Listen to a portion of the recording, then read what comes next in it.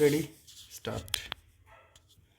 Unfortunately, the proper development of affiliated college has not received the attention it deserves. The vast majority of them is in the private sector and is subject to its strength as well as weaknesses. While some colleges in metropolitan areas are very big, about 45% have an enrollment of less than 500. As higher education is spreading to rural areas, the proportion of such institutions is tending to grow. As in size, they also show a very wide range in quality.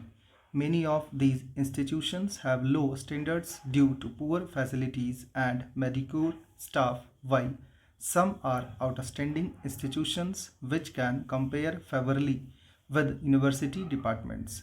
Their finances are often unsatisfactory, especially because the grants in aid systems are generally out of date and often badly administered. The university is responsible for their academic standards while the state government are responsible for their grants in aid. The dichotomy also adds to their difficulties, especially because the close collaboration needed between the two is sometimes absent.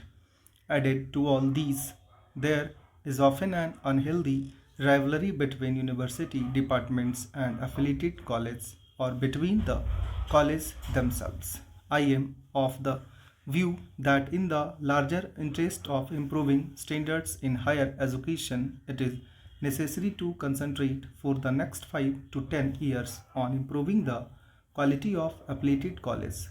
Several measures will have to be taken to this end. The location of college will have to be carefully planned so as to avoid the creation of small institutions which tend to be uneconomic and inefficient. Our attempt should be to ensure that within about 5 years or so of its establishment, each college must have an enrollment of not less than 500. The courses to be provided in college should be carefully coordinated, especially where a town or city has more than one college. Intensive programs of in-service education through summer institutes and other means should be developed for the staff affiliated college.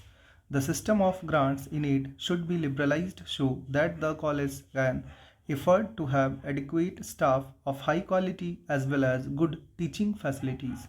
The universities should strive to assist the colleges to supplement their facilities through common programs, and a much closer liaison should be built up between the universities and state governments in a common program to improve standards of college in the country.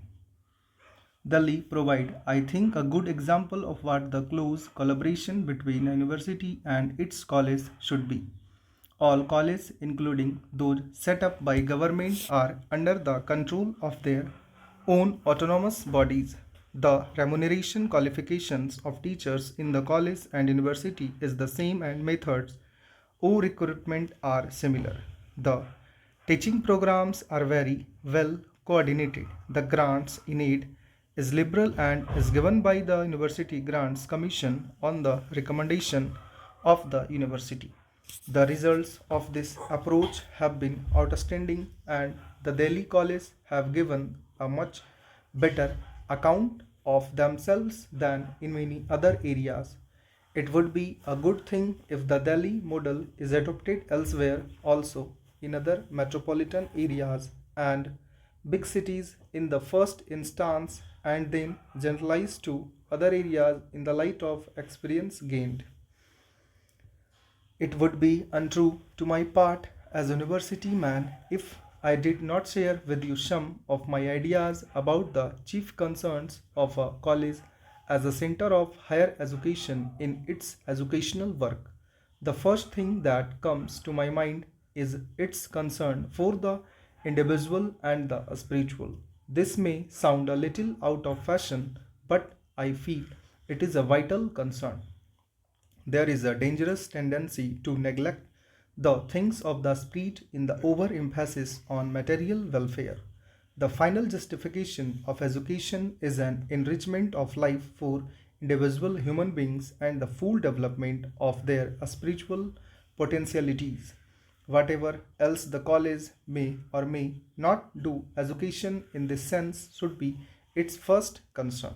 Its second main concern should therefore to be organize its work to as to make the realization of this educational aim possible.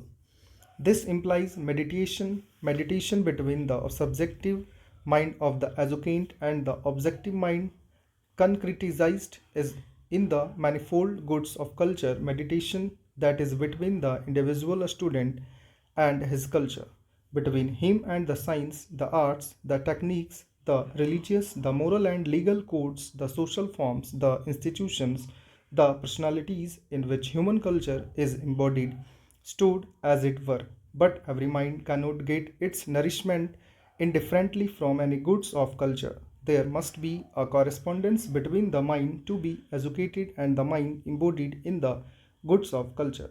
The good college can never do too much to initiate the student into the process of the self discovery of his inclinations and aptitudes and to see that the goods of culture selected to educate him correspond to his mental relief which is good for future.